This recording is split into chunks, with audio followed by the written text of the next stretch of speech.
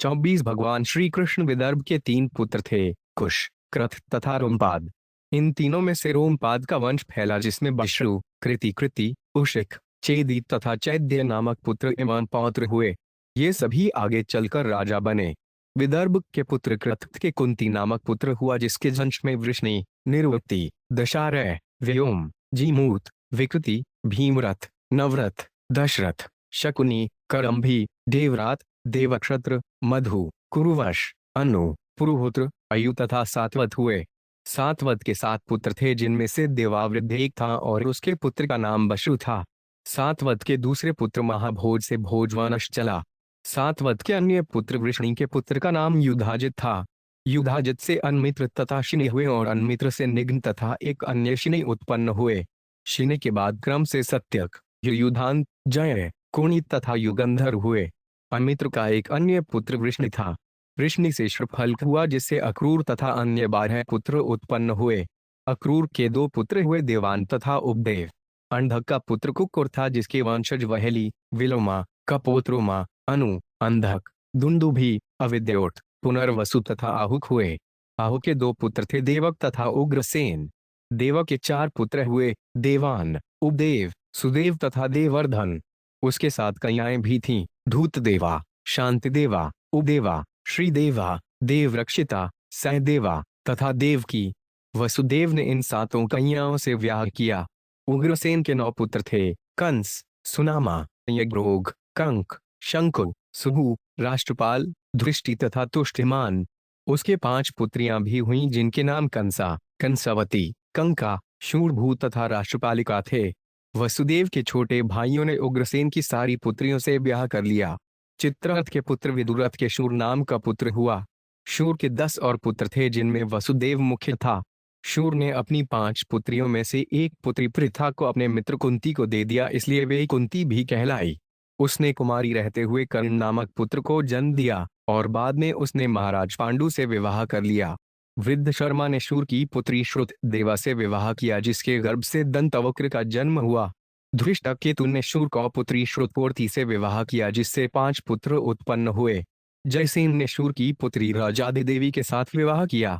चेदिक देश के राजा दमघोष ने शूर की पुत्री श्रुतश्नवा से शादी की जिससे शिशुपाल ने जन्म लिया। देवभाग ने कंसा के गर्भ से चित्रकेतु तथा बृहदबल को जन्म दिया। देवश्नवा ने कंसावती के गर्भ से सुवीर तथा ईशुमान को उत्पन्न किया। कंक ने कंका से बक, सत्यजित तथा पुरुजित को उत्पन्न किया। सूर्य ने राष्ट्रपालिका से वृष तथा दुर्मर्शन को जन्म दिया। श्यामक ने शूरभूमि से हरिकेश तथा हिरण्याक्ष को जन्म दिया। वत्सक ने मिश्रकेशी से वृक को उत्पन्न किया। बवरी के 3 पुत्र हुए, तक्ष, पुष्कर तथा शाल। समीप से सुमित्र तथा अर्जुनपाल हुए और आनक से रित्थामा तथा जय हुए। वसुदेव के अनेक पत्नियां थीं जिनमें से देवकी तथा रोहिणी प्रमुख थीं। रोहिणी के गर्भ से बलदेव ने अतिरिबाक्त जन्म लिया। इनके अतिरिक्त गद, शारण, दुर्मद, विपुल, श्रुव, कृत तथा अन्य पुत्र भी हुए। वसुदेव की अन्य पतियों से भी अनेक पुत्र हुए। देवकी के गर्भ से उत्पन्न होने वाले 8वें पुत्र भगवान थे जिन्होंने असुरों के बोझ से सारे संसार का उद्धार किया। यह अध्याय भगवान वासुदेव के महिमा गान के साथ समाप्त होता है। श्री शुकवाच तस्या विदर्भो उजनयत पुत्रो नामना कुशकृतो तृतीय रोमपाद विदर्भ कुलनंदनम। 1 शुकदेव गोस्वामी ने कहा, अपने पिता द्वारा लाई गई उस लड़की के गर्भ से विदर्भ को 3 पुत्र प्राप्त हुए, कुश, क्रथ तथा रोमपाद। रोमपाद विदर्भ कुल का अत्यंत प्रिय था। रोमपाद सुतो बशूर्बभ्रो कृतिर्जायत उशिकस्तत्युतस्तस्मा चेदिश वैद्याद्यो नृपा। 2 रोमपाद का पुत्र बशु हुआ जिससे कृति नामक पुत्र की उत्पत्ति हुई। कृति का पुत्र उशिक हुआ और उशिक का पुत्र चेदी था। चेदी से चैद्य तथा अन्य राजा पुत्र उत्पन्न हुए। क्रुद्ध से कुंती पुत्रो 5 भूदृष्णिस्तस्याध निरुति ततो दशहो नामना भूतस्थ व्योम सुतस्ततः। 3 जिमूत विकृतिस्तस्य यस्य भीमरथ सुत ततो नवरथ पुत्र जातो दशरथस्ततः। 4 क्रथ का पुत्र कुंती, कुंती का पुत्र वृष्णि, वृष्णि का निवृत्ति, निर्वृत्ति का दशाई, दशाई का व्योम, व्योम का जीमूत, जीमूत का विकृति, विकृति का भीमरथ, भीमरथ का नवरथ तथा नवरथ का पुत्र दशरथ हुआ। करम भी शकुने पुत्रो देवरातस्तदात्मज देवशत्रस्ततस्तस्य मधु कुरुवशादनु। 5 दशरथ का पुत्र शकुनी हुआ और शकुनी का पुत्र करम्भी था। करम्भी का पुत्र देवरात हुआ जिसका पुत्र देवक्षत्र था। देवक्षत्र का पुत्र मधु था और उसका पुत्र कुरुवश था जिसके अनु नाम का पुत्र उत्पन्न हुआ। पुरुहोत्रस्तनो पुत्रस्तस्यायु सात्वतस्ततः ब्रजमानो भजिर्दिव्यो वृष्णिर्देवा वृद्धो उन्दक्यच्छे सात्वतस्य सुता सप्तमहाभुजश्च मारिष भजमानस्य निम्लोची किड्रेणुद वृष्टिरिव्त्र। 7 एकस्थामात्मजा पत्यामयस्याचर्त्रयः सुता शताजित सहस्राजिद्युताजिदिति प्रभो। 8 अनु का पुत्र पुरुहोत्र हुआ जिसके पुत्र अयु का पुत्र सात्वत था। हे महान आर्य राजा, सात्वत के 7 पुत्र थे, भजमान, भजी, दिव्य, वृष्णि, देवावुद, अंधक तथा महाभोज। भजमान की एक पत्नी से निम्लोची, किंकण तथा धुष्टि नामक 3 पुत्र हुए और दूसरी पत्नी से शताजित, सहस्राजित तथा अयुताजित ये 3 पुत्र उत्पन्न हुए। बशुर्देवावृयुध सुतस्तयो एलोकपठन्त्यमु यथैवतृणुमोदुरात् संपश्यामस्तथान्तिकात्। 9 देवावृत का पुत्र बच्चु था। देवावुद तथा बच्चु से संबंधित 2 प्रसिद्ध प्रार्थनामय गीत हैं जिन्हें हमारे पूर्वज गाते रहे हैं और जिन्हें हमने दूर से सुना है।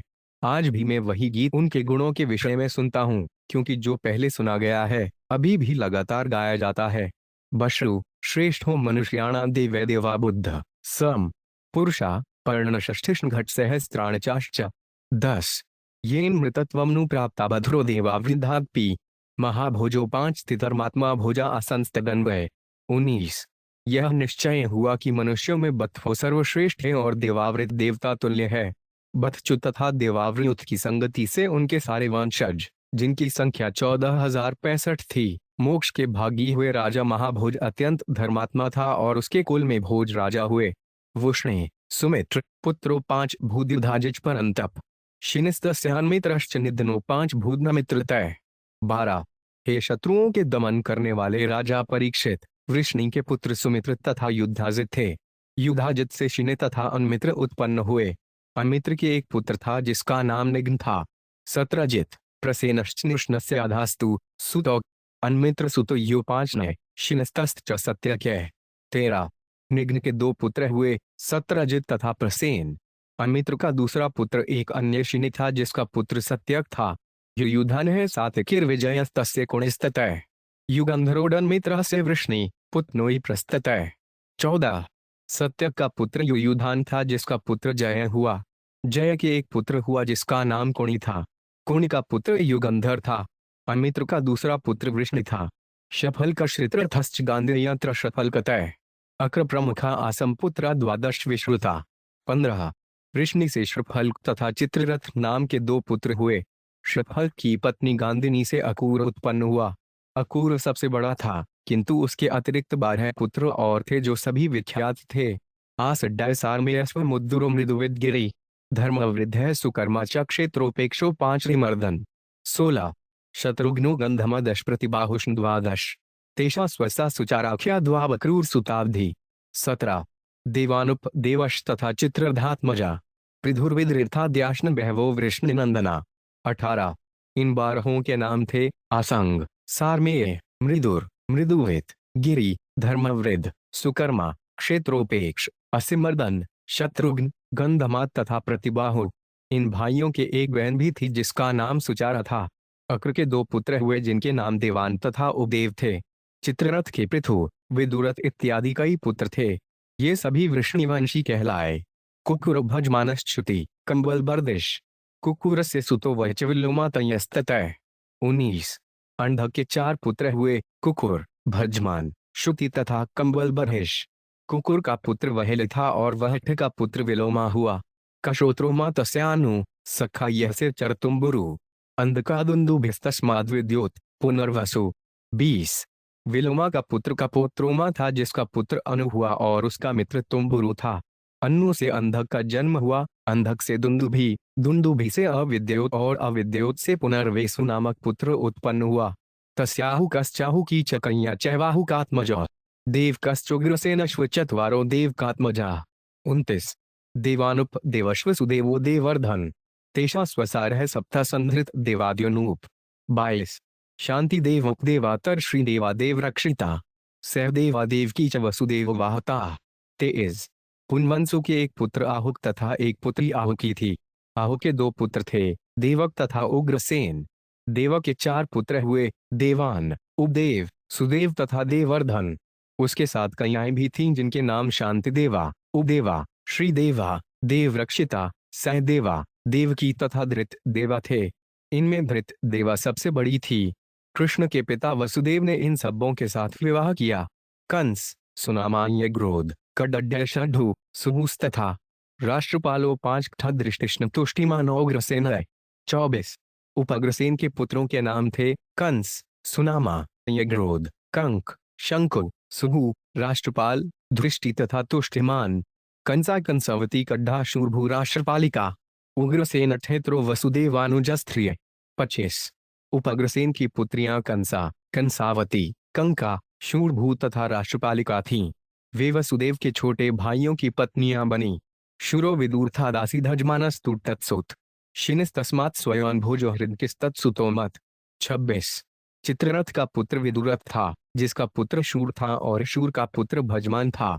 भजमान का पुत्र शिनि हुआ, शिनि का पुत्र भोज था और भोज का पुत्र हदिक था। देवमीढ़, शतधनु, कृतवर्मेति तत्सुता। देवमीढ़स्य शूरस्य मार्षा नाम पतिभूत। 27 हृदय के 3 पुत्र हुए, देवमीढ़, शतधनु तथा कृतवर्मा। देवमीढ़ का पुत्र शूर था जिसकी पत्नी का नाम मार्षा था। तस्या सज्जयामास पुत्रान् कल्मषान्। वसुदेव देव भगवान देवश्रवस्मानकम्। 28 श्रीजनयांशयाम कं कड्ढढूं शमिकं वत्सकं ऋकं। देवदुन्दुभ्यो निदुरान्का यस्य जन्मनि। 29 वसुदेव हरे स्थानं वदन्त्यान् कदुन्दुभिं। पथा च श्रुत देवा च श्रुतकीर्ति श्रुतश्रवा। 30 राजादिदेवी चैत्येषां भगिनः पदनं कन्यका। कुन्तेः सख्यु पिता शूरोहा पृत्रस्य पृथां दात्।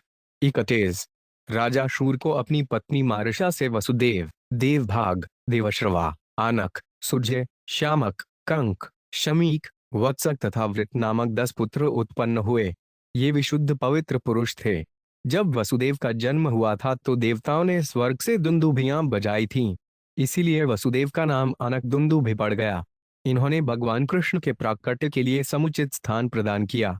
शूर के 5 कन्याएं भी जन्मी, जिनके नाम थे पृथा, श्रुतदेवा, श्रुतकीर्ति, श्रुतश्रवा तथा राजाधिदेवी। ये वसुदेव की बहनें थीं। शूर ने अपने मित्र कुंती को अपनी पुत्री पृथा दे दी क्योंकि उसके कोई संतान नहीं थी, इसलिए पृथा का दूसरा नाम कुंती था। साप दुर्वासो विद्या देवहूति प्रतोषधितात तस्या वीर क्रीक्षार्थभाजुहावरविंशुति। 32 एक बार जब दुर्वासा पृथा के पिता कुंती के घर पर अतिथि बने तो पृथा ने अपनी सेवा से उन्हें प्रसन्न कर लिया। अतएव उसे ऐसी योग शक्ति प्राप्त हुई जिससे वे किसी भी देवता का आवाहन कर सकती थी। पवित्र कुंती ने इस योग शक्ति के प्रभाव की परीक्षा करने के लिए तुरंत ही सूर्य देव का आवाहन किया। तदैवोपाक्तां देव वीक्ष्य विस्मित मानसा। प्रत्ययार्थ प्रयोक्ता में या ही देव क्षमस्व में। 33 जो ही कुंती ने सूर्य देव का आवाहन किया वे तुरंत उसके समक्ष प्रकट हो गए। इस पर वह अत्यधिक चकित होगी। उसने सूर्य देव से कहा, मैं तो इस योग शक्ति के प्रभाव की परीक्षा ही कर रही थी। खेद है कि मैंने आपको व्यर्थ ही बुलाया है। कृपया वापस जाएं और मुझे क्षमा कर दें। अमोघ देव संदर्शमात् थे त्वयिचात्मजम् योग निरथानदुषेत कर्त आते सुमध्य में। 34 सूर्य देव ने कहा, हे सुंदरी पृथा, देवताओं से तुम्हारी भेंट व्यर्थ नहीं जा सकती।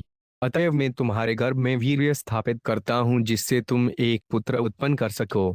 मैं तुम्हारे कौमार्य को अक्षत रखने की व्यवस्था कर दूंगा क्योंकि तुम अभी अविवाहिता लड़की हो।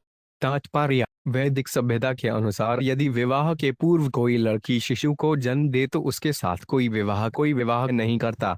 इसीलिए जब सूर्य देव ने पृथा के समक्ष उपस्थित होकर उसे शिशु देना चाहा तो पृथा को उलझन हुई क्योंकि वह कुमारी थी।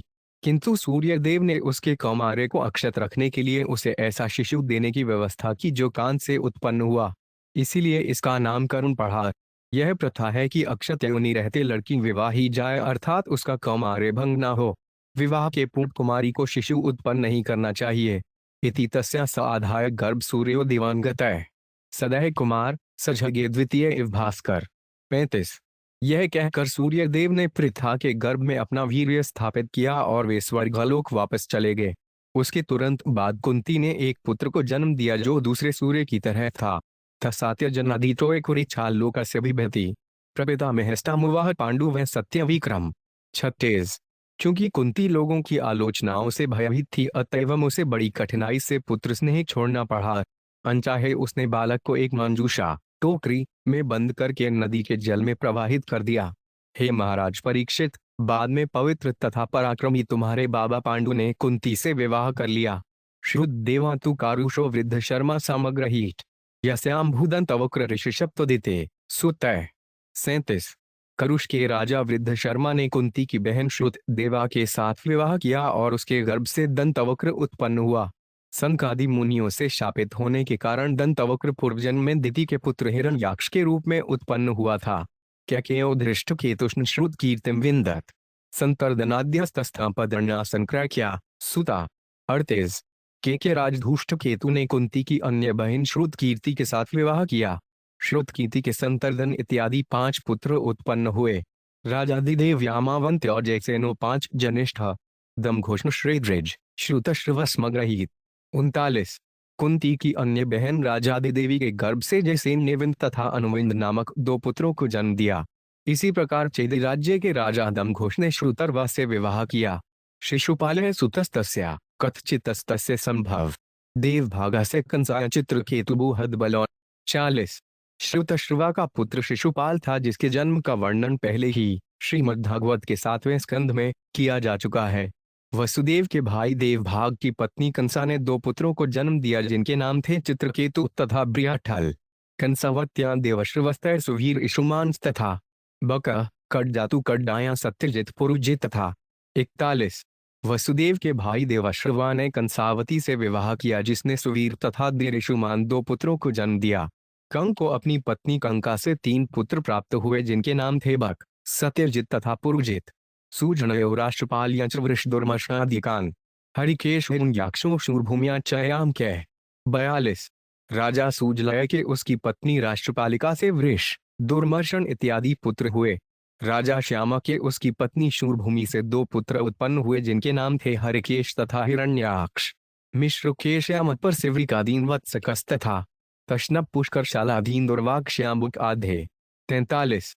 तत्पश्चात राजा आवत्स की पत्नी मिश्रकेशी नाम की अप्सरा से वृक इत्यादि पुत्र उत्पन्न हुए। वह की पत्नी दुर्वाक्षी ने तक्षक पुष्कर शाल इत्यादि पुत्रों को जन्म दिया। सुमित्रा अर्जुन पालादीन समीक्षा उत्दामतनुई आंका करुणिकाया वहरित थ्रामाजावशी। 44। समी की पत्नी सुदामिनी ने अपने गर्भ से सुमित्र अर्जुन पाल तथा अन्य पुत्रों को जन्म दिया। राजा आनक ने अपनी पत्नी करुणिका के गर्भ से रित धामा तथा जय नामक 2 पुत्र उत्पन्न किए।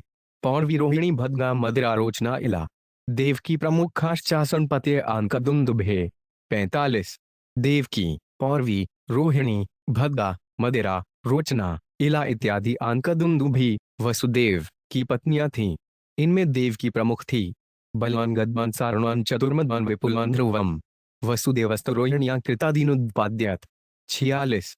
वसुदेव ने अपनी पत्नी रोहिणी के गर्भ से बल गद सारण दुर्मद विपुल श्रुव कृत तथा अन्य पुत्रों को उत्पन्न किया।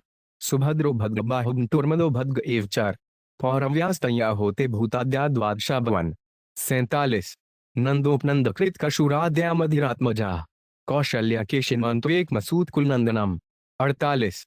पौरवी के गर्भ से 12 पुत्र हुए जिनमें भूत सुभद्र भद्रबाहु दुर्मद तथा भद्र के नाम आते हैं। मदिरा के गर्भ से नंद उपनंद कृतक शूर इत्यादि पुत्र उत्पन्न हुए। कौशल्या भद्रा ने केवल एक पुत्र उत्पन्न किया जिसका नाम था केशी। रोचनायाम तो जाता हस्तहे मार्दादय इलायामुरुवल्कादीन यदुमुख्यांजीजनत। 49। वसुदेव ने रोचना नामक पत्नी से हस्त हेमांगद इत्यादि पुत्रों को उत्पन्न किया और इला नामक पत्नी से उर्वल इत्यादि पुत्रों को उत्पन्न किया जो यदुवंश के प्रधान पुरुष थे।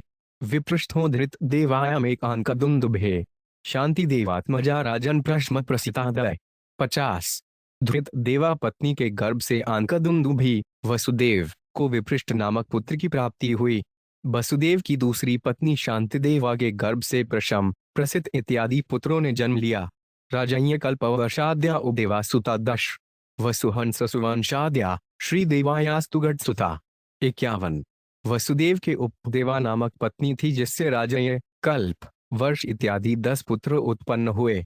अन्य पति श्रीदेवा से वसु, हंस, सुवर्णश इत्यादि 6 पुत्र जन्मे। देवरक्षित्या लब्धा नवंबर चातुर्गदाद्या। वसुदेव सुतानश्चावाद थे सहदेव्या। 52। वसुदेव के वीर एवं देवरक्षिता के गर्भ से 9 पुत्र उत्पन्न हुए जिनमें गद्दा प्रमुख था। साक्षात धर्मस्वरूप वसुदेव की अन्य पत्नी सहदेवा के गर्भ से श्रुत, प्रवर इत्यादि 8 पुत्र उत्पन्न हुए। प्रवर श्रुत मुख्याश्व साक्षादमो वसुनेव। वसुदेवस्तु देवक्यामष्टपुत्रांजीजनतु। 753। कीर्तिमंतांसु श्रीमान च भद्रसेन मुदार्धी। ऋजु समर्दनवान भद्य षड्भूषण महीश्वरम। 4। अष्टमस्तु तयोरासीत स्वयमेव हरिः किल। सुभद्रहत्रम भागा तव राजन पितामही। सहदेवा से उत्पन्न प्रवर और श्रुत इत्यादि 8 पुत्र स्वर्ग के 8 वसुओं के हुबाहु अवतार थे। वसुदेव ने देवकी के गर्भ से भी 8 योग्य पुत्र उत्पन्न किए। इनमें कीर्तिमान, सुधेन, भद्रसेन, ऋजु, समर्दन, भद्र तथा शेषावतार संकर्षण सम्मिलित हैं। 8वें पुत्र साक्षात भगवान कृष्ण थे।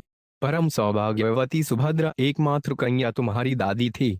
तात्पर्य 50वें श्लोक में कहा गया है स्वयमेव हरि किल, जिससे सूचित होता है कि देवकी का 8वां पुत्र कृष्ण भगवान है, कृष्ण अवतार नहीं है। यद्यपि भगवान हरि एवं उनके अवतार में कोई अंतर नहीं है, किंतु कृष्ण आदि परम पुरुष हैं, वे पूर्ण ईश्वर हैं। अवतारों में ईश्वर की कुछ ही प्रतिशत शक्तियां पाई जाती हैं, किंतु कृष्ण तो स्वयं पूर्ण ईश्वर हैं जो देवकी के 8वें पुत्र के रूप में प्रकट हुए। यदा यदा हि धर्मस्य क्षयो वृद्धिश् पापमन् तदा तु भगवान ईशात्मानं सृजते हरिः। 56। जब जब धर्म की हानि होती है और अधर्म की वृद्धि होती है तब तब परम नियंता भगवान श्री हरि स्वेच्छा से प्रकट होते हैं। तात्पर्य जिन नियमों से भगवान इस धरा पर अवतरित होते हैं उनकी व्याख्या इस श्लोक में हुई है। इन्हीं नियमों की व्याख्या स्वयं भगवान ने भगवद गीता 4.7 में भी की है। यदा यदा हि धर्मस्य ग्लानिर्भवति भारत अभ्युत्थान मद्धर्मस्य तदात्माने सज्जाम्यहम्। है भारत, जब जब और जहां जहां धर्म का ह्रास होता है और अधर्म का प्राधान्य होता है तब तब मैं अवतार ग्रहण करता हूं। वर्तमान युग में श्री चैतन्य महाप्रभु के रूप में हरे कृष्ण आंदोलन का सूत्रपात करने के लिए भगवान प्रकट हुए हैं। वर्तमान समय में कलयुग में लोग अत्यंत पापी तथा मंदबुद्धि हैं।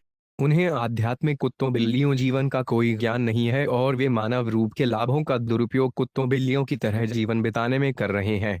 ऐसी परिस्थितियों में श्री चैतन्य महाप्रभु ने हरे कृष्ण आंदोलन का सूत्रपात किया जो कृष्ण से अभिन्न है। यदि कोई इस आंदोलन से संबंध जोड़ता है तो वे भगवान के सानिध्य में आता है। लोगों को हरे कृष्ण मंत्र कीर्तन का लाभ उठाना चाहिए और इस कलयुग में उत्पन्न सारी समस्याओं से छुटकारा पाना चाहिए। न हास्य जन्मनो हेतु कर्मणो वा महीप्ते आत्ममाया विनिशस्य परस्य द्रष्टरात्मन। 57। है महाराज परीक्षित, भगवान के प्राकट्य, तिरोधान या कर्मों का एकमात्र कारण उनकी निजी इच्छा है, कोई अन्य कारण नहीं है। परमात्मा रूप में वे सर्वज्ञ हैं, फलस्वरूप ऐसा कोई कारण नहीं जो उन्हें प्रभावित करता हो, यहाँ तक कि सकाम कर्मों के फल भी नहीं। तात्पर्य इस श्लोक में भगवान तथा एक सामान्य जीव का अंतर बताया गया है। सामान्य जीव को अपने विगत कर्मों के अनुसार विशेष प्रकार का शरीर प्राप्त होता है। कर्मणा दैवनेत्रेण जंतुर्देहोपत्तये। जीव कभी भी स्वतंत्र नहीं होता और स्वतंत्र रूप से कभी भी प्रकट नहीं हो सकता। प्रत्युत उसे अपने पूर्व कर्मों के अनुसार माया द्वारा उस पर थोपे गए शरीर को स्त्रीकार करना होता है। जैसा कि भगवद गीता 18.61 में कहा गया है, यंत्रारूढ़ानि माया। यह शरीर एक प्रकार का यंत्र है जिसे माया ने भगवान के निर्देशन में जीव को प्रदान किया है। अतएव जीव को अपने कर्म के अनुसार माया द्वारा प्रदत्त शरीर को स्वीकार करना पड़ता है। कोई स्वतंत्र रूप से यह नहीं कह सकता कि मुझे इस तरह का या उस तरह का शरीर दिया जाए। माया जो भी शरीर प्रदान करती है मनुष्य को वही स्वीकार करना पड़ता है। ऐसी है सामान्य जीव का स्थिति। किंतु जब कृष्ण अवतरित होते हैं तो वे पतितात्माओं पर अनुग्रहवश ऐसा करते हैं। जैसा कि भगवद गीता 4.8 में भगवान कहते हैं, परित्राणाय साधूनां विनाशाय च दुष्कृताम् धर्म संस्थापनार्थाय नमामि युगे युगे। मैं साधुओं का उद्धार करने तथा दुष्टों का विनाश करने और धर्म की फिर से स्थापना करने के लिए युग युग में अवतार लेता हूँ। भगवान को प्रकट होने के लिए बाध्य नहीं किया जाता। निसंदेह उन्हें कोई बाध्य नहीं कर सकता क्योंकि वे भगवान हैं। हर व्यक्ति उनके अधीन है, किंतु वे किसी अन्य के अधीन नहीं है। जो मूर्ख लोग अज्ञान के कारण सोचते हैं कि वे कृष्ण के समकक्ष हैं या कृष्ण बन सकते हैं, उनकी हर तरह से निंदा की जाती है। कोई न तो कृष्ण के तुल्य है न उनसे बढ़कर, इसीलिए उन्हें असमर्थुक कहा गया है। विश्वकोश के अनुसार माया शब्द का प्रयोग मिथ्या अहंकार के रूप में किया जाता है और दया के रूप में भी। सामान्य जीव जिस शरीर में प्रकट होता है वह उसके लिए एक प्रकार से दंड है। जैसा कि भगवान भगवद गीता 7.14 में कहते हैं, दैवी योषा गुणमयी मस्माया दुरत्यया, मेरी इस दैवी शक्ति को जो 3 भौतिक गुणों से बनी है पार कर पाना दुष्कर है। लेकिन जब श्री कृष्ण अवतरित होते हैं तो माया का अर्थ होता है भक्तों तथा पतितात्माओं पर कृष्ण की कृपा या अनुग्रह। भगवान अपनी शक्ति से हर एक का भी उद्धार कर सकते हैं, चाहे वह पापी हो या पुण्यात्मा। यन माया चेष्टिता पुंसः स्थित्युत्पत्त्यप्यय अनुग्रह स्तनिवृत्तेरात्मलाभाय चेष्यते। 58। भगवान अपनी माया के माध्यम से इस विराट जगत के सृजन, पालन तथा संहार का कार्य करते हैं, जिससे वे अपनी दया से जीव का उद्धार कर सकें और जीव के जन्म, मृत्यु तथा भौतिक जीवन की अवधि को रोक सकें। इस तरह वे जीव को भगवधाम लौटने में सक्षम बनाते हैं। तात्पर्य: भौतिकतावादी लोग कभी कभी पूछते हैं कि ईश्वर ने जीवों के कष्ट के लिए भौतिक जगत की सृष्टि क्यों की। भौतिक सृष्टि निश्चय ही उन बद्ध जीवों को कष्ट पहुंचाने के लिए है जो भगवान के अंश स्वरूप हैं, जैसा कि भगवान ने स्वयं भगवद गीता 15.7 में पुष्टि की है। ममैवांशो जीवलोके जीवधूत सनातन मन शशानी दियाणी प्रकृति स्थाने कर्षाति। इस बंद जगत में जीव मेरे नित्य अंश हैं। बद्ध जीवन के कारण वे मन समेत छहों इंद्रियों से कठिन संघर्ष कर रहे हैं। सारे जीव भगवान के अंश रूप हैं और गुणात्मक रूप से भगवान के ही समान हैं, किंतु मात्रात्मक रूप से उनमें महान अंतर है, क्योंकि भगवान असीम है और जीव सीमित है। इस प्रकार भगवान में असीम वादिनी शक्ति होती है, किंतु जीव में यह सीमित होती है। आनंदम्यो 3 वेदांती उत्तर 9 जनवरी 12। भगवान तथा जीव दोनों ही गुणात्मक दृष्टि से आत्मा होने के कारण शांतिपूर्ण भोग करना चाहते हैं, किंतु जब भगवान का अंश दुर्भाग्यवश स्वतंत्र रूप से कृष्ण के बिना भोग करना चाहता है तो उसे भौतिक जगत में डाल दिया जाता है, जहां वह अपना जीवन ब्रह्मा से प्रारंभ करके धीरे धीरे एक चींटी या मल के कीट के पद तक उतार दिया जाता है। यही मन बछानी न्याणी प्रकृति स्थाने कर्षति है। जीवन के लिए महान संघर्ष चलता है, क्योंकि माया द्वारा बंद किया गया जीव पूरी तरह प्रकृति के वश में रहता है। प्रकृति क्रियाणानि गृह्णकर्माणि सर्वशः। मनुष्य अपने सीमित ज्ञान के कारण सोचता है कि वे इस भौतिक जगत में भोग कर रहा है। मनः बष्टनी दियाणी प्रकृति स्थाने कर्षीति। वास्तव में वे प्रकृति के पूर्ण वशीभूत रहता है, फिर भी वे अपने को स्वतंत्र मानता है। अहड्जार विमूढ़ात्मा कथयमिति मन्यते। जब वे चिंतन प्रक ज्ञान के द्वारा ऊपर उठकर ब्रह्म से तदाकार होना चाहता है तो भी यही रोग चलता रहता है। आर्य कृच्छेन पर तत् पतयद भागवत 10 फरवरी 1932। उस पर पद को प्राप्त करके तथा निर्विशेष ब्रह्म में तल्लीन होकर भी वह पुनः भौतिक जगत में आ गिरता है। इस तरह बद्ध जीव इस जीवन के लिए इस जगत में महान संघर्ष करता है। अतएव भगवान उस पर अनुग्रह के कारण इस जगत में प्रकट होते हैं और उसे शिक्षा देते हैं। इस प्रकार भगवान भगवद गीता 4.7 में कहते हैं, यदा यदा हि धर्मस्य ग्लानिर्भवति भारत अभ्युत्थानं मद्धर्मस्य तदात्मानं सृजाम्यहम्। हे भारत, जब जब धर्म का ह्रास होता है और अधर्म का प्राधान्य होता है तब तब मैं स्वयं अवतरित होता हूँ। असली धर्म कृष्ण की शरण ग्रहण करना है, लेकिन विद्रोही जीव कृष्ण की शरण ग्रहण करके कृष्ण जैसा बनने के लिए संघर्ष के दौरान अधर्म में लग जाता है। अतएव कृष्ण अनुग्रहतश जीव को अपनी असली स्थिति समझने के लिए अवसर प्रदान करने हेतु इस सृष्टि को रचना करते हैं। भगवद गीता तथा ऐसे ही वैदिक ग्रंथ इसीलिए भेंट किए जाते हैं कि जीव कृष्ण से अपने संबंध को समझ सके। वेदाश्च वैरहमे वेद्य भगवद गीता 15.15। ये सारे वैदिक ग्रंथ मनुष्य को यह समझाने के लिए हैं कि वह क्या है, उसकी असली स्थिति क्या है और भगवान से उसका क्या संबंध है। यही ब्रह्म जिज्ञासा है। हर बद्ध आत्मा संघर्षरत है, किंतु मानव जीवन उसे सबसे अच्छा अवसर प्रदान करता है कि वह अपनी स्थिति को समझे।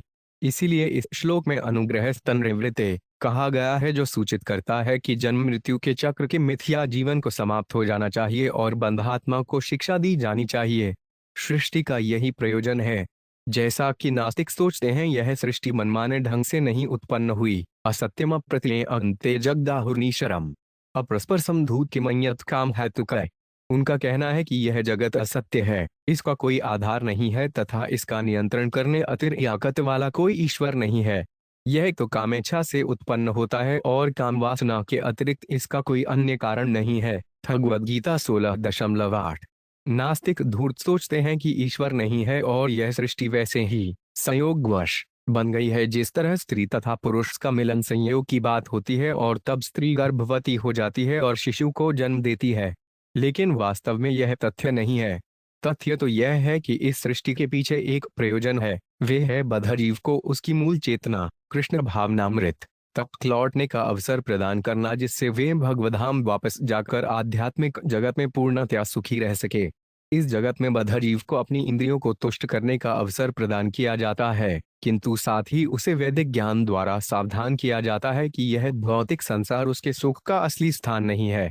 जन्म मृत्यु जरा व्याधि दुख दोषानुदर्शय। भगवद्गीता 13.9। मनुष्य को जन्म मृत्यु के चक्र को बंद करना होगा।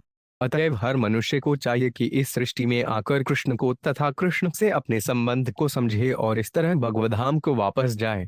अक्षमोहिणीन अपतिभिर्सुरैर्नुप्लाच्छनय भुव आक्रम्यमाणाय अभाराय कृतोद्यमम्।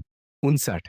यद्यपि सरकार हथियाने वाले असुरगण सरकारी व्यक्तियों का वेश बनाए रहते हैं, किंतु उन्हें सरकार के कर्तव्यों का ज्ञान नहीं होता। फलस्वरूप ईश्वर की व्यवस्था से ऐसे महान सैन्य शक्ति संपन्न असुर एक दूसरे से लड़ते भिड़ते हैं और इस तरह पृथ्वी की सतह से असुरों का महान भार घटता है। ये असुर भगवान की इच्छा से अपनी सैन्य शक्ति बढ़ाते हैं जिससे उनकी संख्या घट जाए और भक्तों को कृष्ण भावनामृत में प्रगति करने का अवसर प्राप्त हो।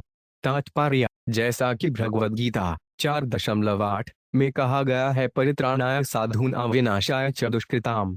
साधुजन अर्थात भगवान के भक्त कृष्ण भावनामृत को अग्रसर करने के लिए सदैव इच्छुक रहते हैं जिससे बद्ध जीव जन्म मृत्यु के बंधन से मुक्त हो सके, किंतु असुरगण कृष्ण भावनामृत आंदोलन में बाधक बनते हैं। अतएव कृष्ण ऐसे विभिन्न असुरों को समय समय पर परस्पर लड़ाते रहते हैं जो अपनी सैन्य शक्ति बढ़ाने में अत्यधिक रुचि रखते हैं। सरकार अथवा राजा का कर्तव्य बिना आवश्यकता के सैन्य शक्ति बढ़ाना नहीं है। उनका असली कर्तव्य तो यह देखना है कि प्रजा कृष्ण भावनामृत में अग्रसर हो। इसीलिए कृष्ण भगवद गीता 4.13 में कहते हैं, चातुर्वर्ण्य गया सृष्टन गुण कर्म विभागशः। प्रकृति के 3 गुणों तथा निर्दिष्ट कार्य के अनुसार मैंने मानव समाज के 4 विभाग किए हैं। मनुष्यों का एक आदर्श वर्ग होना चाहिए जो प्रामाणिक ब्राह्मण हों और उन्हें सभी तरह का संरक्षण प्रदान किया जाना चाहिए। नमो ब्राह्मण्य देवाय गो ब्राह्मण हिताय च। कृष्ण को ब्राह्मण तथा गौवें अत्यंत प्रिय हैं। ब्राह्मण कृष्ण भावनामृत को अग्रसर कराने वाले हैं और गौवें शरीर को सतोगुणी बनाए रखने के लिए पर्याप्त दूध देती हैं। क्षत्रियों को तथा सरकार को ब्राह्मणों के द्वारा ही सलाह दी जानी चाहिए। वैश्यों को पर्याप्त अन्न उत्पन्न करना चाहिए और शूद्रों को, जो अपने आप कोई लाभप्रद कार्य नहीं कर सकते, चाहिए कि वे तीनों उच्च वर्णों ब्राह्मण, क्षत्रिय तथा वैश्य की सेवा करें। यह भगवान की व्यवस्था है जिससे बद्ध जीव भौतिक जगत से छूटकर भगवधाम वापस जा सकें। कृष्ण द्वारा पृथ्वी पर अवतार लेने का यही प्रयोजन है। परित्राणाय साधूनां विनाशाय च दुष्कृताम्। हर व्यक्ति को चाहिए कि कृष्ण के कार्यकलापों को समझे। जन्म कर्म में दिव्यम। यदि वह इस पृथ्वी पर कृष्ण के आगमन और उनके कार्यकलापों के उद्देश्य को समझ लेता है तो वह तुरंत मुक्त हो जाता है। यह मुक्ति ही सृष्टि निर्माण और कृष्ण द्वारा इस पृथ्वी पर अवतार ग्रहण करने का प्रयोजन है। असुरगण ऐसी योजना बनाने में सदैव रुचि दिखलाते हैं जिसमें लोगों को कुत्तों, बिल्लियों तथा शुक्रों की तरह कठिन श्रम करना पड़े, किंतु कृष्ण के भक्तगण तो लोगों को कृष्ण भावनामृत से खिलाना चाहते हैं जिससे वे सरल जीवन से एवं कृष्ण भावना भावित प्रगति से तुष्ट रहें। यद्यपि असुरों ने उद्योग तथा कठोर श्रम के लिए अनेक योजनाओं की सृष्टि की है जिससे लोग दिन रात पशुओं की तरह काम करें, किंतु सभ्यता का उद्देश्य यह नहीं है। ऐसे प्रयास तो जैतोहित अर्थात जनता के दुर्भाग्य के निमित्त हैं। क्षयाय, ऐसे कार्यों से विनाश होता है। जो भगवान कृष्ण के प्रयोजन को समझता है उसे चाहिए कि कृष्ण भावनामृत आंदोलन की महत्ता को अच्छी तरह समझे और उसमें गंभीरता से सम्मिलित हो। मनुष्य को उग्र कर्म अर्थात इंद्रिय तृप्ति के लिए अनावश्यक कार्य करने का प्रयास नहीं करना चाहिए। जून प्रयत कुरुते विकर्म यदिंद्रिय प्रवधायनोति। भाग 5.4। लोग केवल इंद्रिय तृप्ति के लिए भौतिक सुख की योजना बनाते हैं। माया सुखाय भमुद्र हवतो व्युदान। भागवत 7 सितंबर 1943। वे ऐसा इसलिए करते हैं क्योंकि वे सभी विलुद्ध हैं। लोग क्षणिक सुख के लिए अपनी मानव शक्ति का अपव्यय करते हैं और कृष्ण भावनामृत आंदोलन की महत्ता को न समझकर सीधे साधे भक्तों पर दोषारोपण करते हैं कि वे मस्तिष्क धुलाई कर रहे हैं। असुरगण कृष्ण भावनामृत आंदोलन के प्रचारकों पर झूठा आरोप लगा सकते हैं, लेकिन कृष्ण असुरों को इस तरह लड़ाएंगे कि उनकी सारी सैन्य शक्ति उधर ही लग जाएगी और दोनों पक्ष के असुरों का संहार हो जाएगा। कर्माण्यक प्रेमेणि मनसापे सरेश्वर सहसडूषणश्चक्रे भगवान मधुसूदन। 60। भगवान कृष्ण ने संकर्षण बलराम के सहयोग से ऐसे कार्यकलाप कर दिखलाए जो ब्रह्मा जी तथा शिव जी जैसे पुरुषों की भी समझ के परे हैं। उदाहरणार्थ, कृष्ण ने सारे संसार को राक्षसों से छुटकारा दिलाने के लिए असुरों का वध करने के लिए कुरुक्षेत्र युद्ध की आयोजना की। कलौजनिषमानान आंदोहक्षोक्तमोनुदम अनुग्रहाय भक्तान आसु पुण्य व्यक्नोद्यश। 61। भगवान ने इस कलयुग में भविष्य में जन्म लेने वाले भक्तों पर अहेतु की कृपा दर्शाने के लिए इस तरह से कार्य किया कि मात्र उनका स्मरण करने से मनुष्य संसार के सारे शौक संताप से मुक्त हो जाएगा। दूसरे शब्दों में, उन्होंने इस तरह कार्य किया जिससे सारे भावी भक्त जन भगवद गीता में कथित कृष्ण भावनामृत के उपदेशों को ग्रहण करके संसार के कष्टों से छुटकारा पा सकें। तात्पर्य, भक्तों की रक्षा एवं असुरों का वध भगवान के दोनों ही कार्य साथ साथ चलते हैं। परित्राणाय साधूनां विनाशाय नरदुष्कृताम। कृष्ण वस्तुतः साधुओं या भक्तों के उद्धार करने के लिए प्रकट होते हैं, किंतु असुरों को मारकर वे उन पर दया भी दिखाते हैं, क्योंकि जो भी भगवान के हाथों से मरता है उसको मुक्ति मिलती है। अतएव भगवान चाहे मारे या रक्षा करें, वे असुर तथा भक्त दोनों पर ही दयालु होते हैं। यस्मिन् सत्कर्मपीयूषे यशस्तीर्थव्रसकृत श्रोत्राजलिरूपस्पुषणे गुनुते कर्म वासनाम। 62। शुद्ध हुए दिव्य कानों से भगवान के यश को ग्रहण करने मात्र से भक्तगण प्रबल भौतिक इच्छाओं एवं सकाम कर्मों की व्यस्तता से तुरंत ही मुक्त हो जाते हैं। तात्पर्य, जब भक्तगण भगवद गीता तथा श्रीमद् भागवत में वर्णित भगवान के कार्यकलापों का श्रवण करते हैं तो उन्हें तुरंत ही दिव्य दृष्टि प्राप्त हो जाती है, जिसके पश्चात वे भौतिकतावादी कार्यकलापों में तनिक भी रुचि नहीं रखते। इस तरह उन्हें भौतिक जगत से मुक्ति मिल जाती है। लगभग हर व्यक्ति इंद्रिय तृप्ति के लिए भौतिकतावादी कार्यकलापों में लगा रहता है, जिससे जन्य मृत्यु जय व्याधि की प्रक्रिया बढ़ती जाती है। किंतु भक्त मात्र भगवद गीता का संदेश सुनकर तथा श्रीमद् भागवत को कथाओं का स्वाद लेकर इतना शुद्ध बन जाता है कि उसे भौतिकतावादी कार्यकलापों के प्रति कोई रुचि नहीं रहती। इस समय पश्चिमी देशों में भक्तगण कृष्ण भावनामृत द्वारा आकृष्ट हो रहे हैं और भौतिकतावादी कार्यकलापों से विकृष्ट हो रहे हैं। इसीलिए लोग इस आंदोलन का विरोध करने का प्रयत्न कर रहे हैं। किंतु यूरोप तथा अमेरिका में भक्तों के कार्यकलापों पर कृत्रिम रोक लगाकर वे इस आंदोलन को रोक नहीं सकते। यहाँ पर श्रोताजलिरूपस्पृश्य शब्द बताते हैं कि भगवान के दिव्य कार्यकलापों के श्रवण मात्र से भक्तगण इतने शुद्ध हो जाते हैं कि उन्हें सांसारिक सकाम कार्यकलापों का दूषण व्यापता नहीं। अन्याभिलाषिता शून्य आत्मा के लिए भौतिकतावादी कार्यकलाप व्यर्थ हैं, अतएव भक्तगण ऐसे कार्यों से मुक्त हो जाते हैं। भक्तगण मुक्ति में स्थित रहते हैं, ब्रह्मभूयाय कल्पते, अतएव उन्हें उनके भौतिक घरों तथा कार्यों में फिर से वापस नहीं बुलाया जा सकता। भोज वृष्ण अंधकम दुषूर्सिन शाइक्य एलाग्निहित शश्वत कुरु सुज्ञया पांडुभी। 63। स्निग्ध स्मृतिक्षितोदारैर्वाक्थैर विक्रम लील्या नुलोक्रम्यामास मूर्त्या स वाड्रम्यया। 64। भगवान कृष्ण ने भोज, वृष्णि, अंधक, मधु, शूरसेन, दशाई, कुरु, सृजनय तथा पांडु के वंशजों की सहायता से विविध कार्यकलाप संपन्न किए। अपनी मोहक मुस्कान, अपने स्नेहिल आचरण, अपने उपदेशों और गोवर्धन पर्वत धारण करने जैसी अलौकिक लीलाओं के द्वारा भगवान ने अपने दिव्य शरीर में प्रकट होकर सारे मानव समाज को प्रमुदित किया। तात्पर्य, नुलोक्रम्यामास यूर्त्या सर्वाड्रम्यया शब्द महत्वपूर्ण है। कृष्ण आदि रूप हैं, अतएव भगवान को यहाँ पर यूर्त्या शब्द से बतलाया गया है। मूर्ति का अर्थ है रूप। कृष्ण या ईश्वर कभी निराकार नहीं होते। निराकार स्वरूप तो उनके दिव्य शरीर की अभिव्यक्ति है। यस्य प्रथा प्रथव तो जगदंड कोटि, भगवान निराकृति हैं, मनुष्य के स्वरूप से ठीक मिलते जुलते, किंतु उनका स्वरूप हमसे भिन्न होता है। अतएव सब गिरस्य शब्द बतलाते हैं कि उनके शरीर का अंग प्रत्यंग देखने में सभी को मनोहर लगता है। उनके हंसते हुए मुख के अतिरिक्त उनके शरीर का हर अंग, उनके हाथ, उनके पांव, उनकी छाती भक्तों को मनोहर लगने वाले हैं, जो भगवान के सुंदर रूप को देखते हुए कभी भी टकटकी नहीं लगा सकते।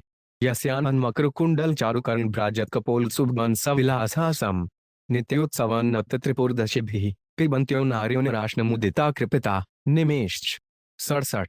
कृष्ण का मुखमंडल मकराकृति के कुंडलों से सुसज्जित है। उनके कान सुंदर हैं, उनके गाल चमकीले हैं और उनकी हंसी हरेक को आकृष्ट करने वाली है। जो भी कृष्ण का दर्शन करता है मानो उत्सव देख रहा हो। उनका मुख तथा शरीर देखने में हरेक को पूर्णतया तुष्ट करने वाले हैं, लेकिन भक्तगण त्रष्टा से क्रुद्ध हैं कि उन्होंने भक्तों की आंखों के झपकने में व्यवधान उत्पन्न कर दिया है। तात्पर्य, जैसा कि स्वयं भगवान ने भगवद गीता 7.3 में कहा है, मनुष्याणा सहस्नेषु काग्रद्यति सिद्ध है यताम्पि सिद्धान आकाश वेति तत्व। हजारों मनुष्यों में से कोई एक सिद्धि के लिए प्रयत्न करता है और जिन्होंने सिद्धि प्राप्त कर ली है उनमें से मुश्किल से कोई एक मुझे वास्तव में जानता है। जब तक कोई कृष्ण को समझने के योग्य नहीं होता तब तक वे पृथ्वी पर कृष्ण को उपस्थिति को समझ नहीं पाता। भोज, वृष्णि, अंधक, पांडव तथा कृष्ण से संबंधित अनेक अन्य राजाओं में से कृष्ण एवं वृंदावन के निवासियों के घनिष्ठ संबंध विशेष तौर पर विचार करने योग्य हैं। इस संबंध को इस श्लोक में नित्योत्सवन्नत त्रिपुरटाशिष भी पिबन्त्या शब्दों द्वारा बतलाया गया है। विशेषतया वृंदावन के निवासी यथा गोप, गाय, बछड़े, गोपियां कृष्ण के माता पिता कभी भी तुष्ट नहीं हुए, यद्यपि वे कृष्ण के सुंदर मुखमंडल का निरंतर दर्शन करते थे। यहाँ पर कृष्ण के दर्शन को नित्य उत्सव कहा गया है। वृंदावन के निवासी लगभग हर क्षण उनका दर्शन करते थे, किंतु जब वे गांव से चरागाह में गायों तथा बछड़ों को चराने जाते तो गोपियां अत्यंत दुखित होती थीं, क्योंकि वे देखती कि कृष्ण रेत पर नंगे पांव चल रहा है और उसके चरण अकमलों में कंकड़ गड़ रहे हैं, जिन्हें वे अपने वक्षस्थलों पर इसलिए नहीं धारण करती थीं क्योंकि वे सोचती थी कि उनके वक्षस्थल पर्याप्त मात्रा में मृदु नहीं है। ऐसा सोच सोच कर ही गोपियां प्रभावित हो जाती और अपने घरों में रो पड़ती थीं। कृष्ण की ये मित्र तुल्य गोपियां कृष्ण को निरंतर देखती थीं, लेकिन पलकें कृष्ण को देखने में बाधा डालती थीं, अतएव वे स्रष्टा ब्रह्मा जी को कोसती रहती थीं। इसलिए यहाँ पर कृष्ण के मुख की सुंदरता का विशेष वर्णन हुआ है। नवम स्कंद के अंतिम इस 24वें अध्याय में हम कृष्ण के सौंदर्य के विषय में संकेत पाते हैं। अब हम दशम स्कंद की ओर बढ़ रहे हैं, जो कृष्ण का शीर्ष माना जाता है। संपूर्ण श्रीमद् भागवत पुराण साक्षात कृष्ण का स्वरूप है और दशम स्कंध उनका मुखमंडल है। इस श्लोक से यह संकेत मिलता है कि उनका मुख कितना सुंदर है। कृष्ण का हसीला मुख, उनके गाल, होठ, कान के आभूषण, उनका पान चबाना, गोपियां इन सब का सूक्ष्म निरीक्षण करती थीं और इस तरह दिव्य आनंद प्राप्त करती थीं, यहाँ तक कि वे कभी भी कृष्ण का मुख देखकर संतुष्ट नहीं होती थीं, अपितु वे शरीर बनाने वाले की भर्त्सना करती थीं कि जिनसे कब उनकी उसने पलकें क्यों बनाई जिनसे उनकी दृष्टि में रुकावट आती थी। इस तरह गोपमित्रों या कृष्ण के मुखमंडल को सजाने में रुचि रखने वाली यशोदा माता से भी बढ़कर गोपियां कृष्ण के मुख सौंदर्य की प्रशंसा करती थीं। जातो गतः पितृगृहादत्रज मेथितार्थो हत्वा रिपुंसुतस्तानि कृतोरुदार उत्पाद्यतेषु पुरुष क्रतुभिः समीजे आत्मानमात्मनिगमं प्रत्ययननेषु। 66। भगवान कृष्ण लीला पुरुषोत्तम कहलाते हैं।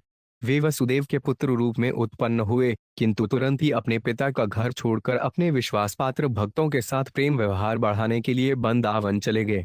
वृंदावन में उन्होंने अनेक असुरों का वध किया और फिर द्वारका लौट गए, जहां उन्होंने वैदिक नियमों के अनुसार अनेक श्रेष्ठतम स्त्रियों के साथ विवाह किए, उनसे सैकड़ों पुत्र उत्पन्न किए और गृहस्थ जीवन के सिद्धांतों को स्थापित करने के लिए अपनी ही पूजा के लिए अनेक यज्ञ संपन्न किए। तात्पर्य, जैसा कि भगवद गीता 15.15 में कहा गया है, वेद स वैरहमेव केद, सारे वेदों के द्वारा कृष्ण को ही जाना जाता है। भगवान कृष्ण ने अपने आचरण से एक आदर्श स्थापित करते हुए वेद वर्णित अनेक अनुष्ठान संपन्न किए और अनेक पत्नियों के साथ विवाह करके तथा उनसे संतानें उत्पन्न करके लोगों को यह दिखलाने के लिए कि वैदिक नियमों के अनुसार रहकर किस तरह सुखी बना जा सकता है, गृहस्थ जीवन के नियमों की स्थापना की। कृष्ण वैदिक यज्ञ के केंद्र बिंदु हैं। वे दक्ष स वैरहमेव वेच्य। मनुष्य जीवन में प्रगति करने के लिए मानव समाज को स्वयं भगवान कृष्ण द्वारा गृहस्थ जीवन में प्रदर्शित वैदिक सिद्धांतों का पालन करना चाहिए। किंतु भगवान कृष्ण के प्राकट्य का असली उद्देश्य तो यह दिखलाना था कि मनुष्य भगवान के साथ प्रेम व्यापार में किस तरह भाग ले सकता है। भावावेश में प्रेम व्यापार का आदान प्रदान वृंदावन में ही संभव है। इसीलिए वसुदेव के पुत्र रूप में प्रकट होते ही उन्होंने तुरंत वृंदावन के लिए प्रस्थान किया। वृंदावन में उन्होंने न केवल अपने माता पिता, गोपों तथा गोपियों के प्रेम व्यापार में भाग लिया, अपितु अनेक असुरों को मारकर उन्हें मोक्ष प्रदान किया। जैसा कि भगवद गीता 4.8 में कहा गया है, परित्राणाय साधूनां विनाशाय च दुष्कृताम्। भगवान भक्तों की रक्षा करने एवं असुरों का वध करने के लिए प्रकट होते हैं। उन्होंने अपने आचरण से इसे भली भांति दिखला दिया। भगवद गीता में अर्जुन भगवान को पुरुष शाश्वत दिव्यम के रूप में समझता है। यहाँ भी हमें उत्पाद्य तेषु परुष शब्द मिलते हैं। इसलिए हमें यह निष्कर्ष निकालना होगा कि परब्रह्म एक पुरुष है। निराकार रूप तो उनके व्यक्तित्व का एक प्रकार है। अंततोगत्वा वे पुरुष हैं, वे निराकार नहीं हैं। वे न केवल पुरुष ही हैं अपितु लीला पुरुषोत्तम हैं और सभी पुरुषों में श्रेष्ठ हैं। पृथ्व्या सव्य गुरु भ्रांत क्षप्यन करुणा मंतः समुद्रक्लीना युद्धि भूपचम्र हचिया विधुय विजय जमुद्विघोषे प्रोच्यो धवाय चर पर समगात स्वधाम। 67। तत्पश्चात भगवान श्री कृष्ण ने संसार का भार कम करने के लिए पारिवारिक सदस्यों के बीच मनमुटाव उत्पन्न किया। उन्होंने अपनी चितवन मात्र से कुरुक्षेत्र की युद्ध भूमि में सारे आसुरी राजाओं का संहार कर दिया और अर्जुन को विजयी घोषित किया। अंत में वे उद्धव को दिव्य जीवन तथा भक्ति के विषय में उपदेश देकर अपने आदि रूप में अपने धाम को वापस चले गए। तात्पर्य परित्रणाय साधूनां विनाशाय च दुष्कृतां। कृष्ण का कार्य कुरुक्षेत्र के युद्ध स्थल में पूरा हुआ क्योंकि भगवान की कृपा से अर्जुन विजयी हुआ। वह उनका महान भक्त था और अन्य लोग भगवान की चितवन मात्र से मारे गए, जिससे उनके सारे पाप कर्म धुल गए और वे सारूप्य को प्राप्त हो सके। अंत में भगवान कृष्ण ने उद्धव को भक्ति के दिव्य जीवन का उपदेश दिया और समय आने पर वे अपने धाम लौट गए। भगवद गीता के रूप में भगवान के उपदेश ज्ञान तथा वैराग्य से पूर्ण है। मनुष्य जीवन में ये दो बातें सीख लेनी चाहिए कि भौतिक जगत से किस प्रकार विरक्त हुआ जाए और आध्यात्मिक जीवन में किस प्रकार पूर्ण ज्ञान प्राप्त किया जाए। यही भगवान का प्रयोजन है। परित्राणाय साधूनां विनाशाय च दुष्कृताम्। अपना कार्य समाप्त करने के बाद भगवान अपने धाम गोलोक वृंदावन लौट गए। इस प्रकार श्रीमद् भागवत के 9वें स्कंद के अंतर्गत भगवान कृष्ण नामक 24वें अध्याय के भक्ति वेदांत तात्पर्य पूर्ण हुए। भुवनेश्वर, उड़ीसा, भारत में कृष्ण बलराम मंदिर की स्थापना के अवसर पर 9वां स्कंद पूर्ण हुआ। श्री श्री गुरु गौराजो जयत।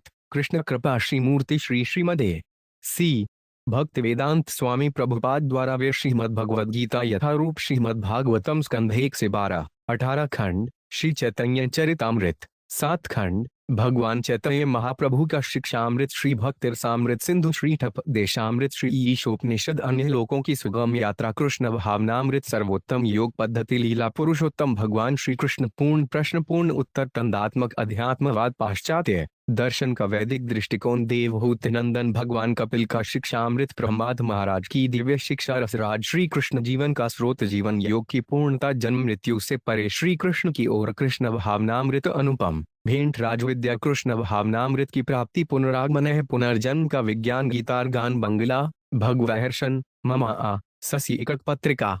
संस्थापक लिखें। अधिक जानकारी तथा सूची पत्र के लिए लिखें भक्ति वेदांत बुक ट्रस्ट, हरे कृष्ण धाम, जुहू, मुंबई 4,49,3।